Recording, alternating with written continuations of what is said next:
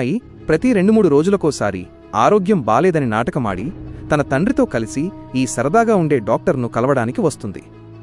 అప్పుడు ఈ డాక్టర్ ఆమె తండ్రిని బయట ఉండమని చెప్పి అమ్మాయిని లోపలికి తీసుకెళ్లి ఎలాంటి చికిత్స లేకుండానే నీలో చాలా త్వరగా ఉత్సాహం వచ్చేసింది అంటాడు.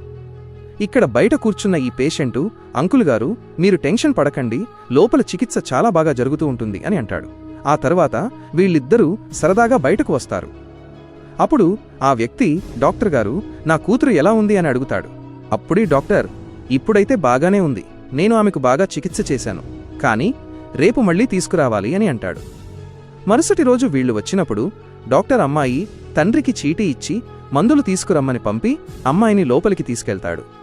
కాని ఇతను తన పర్సును క్లినిక్లోనే మర్చిపోతాడు.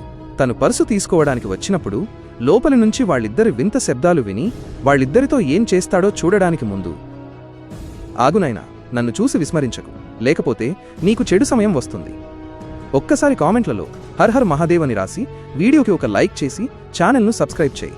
నీ ప్రతి కోరిక నెరవేరుతుంది. అతను లోపలికి వెళ్లి తన కూతురు చెంపపై ఒక దెబ్బ కొడతాడు మరియు ఈ డాక్టర్ యొక్క లైసెన్స్ను రద్దు చేయిస్తాడు.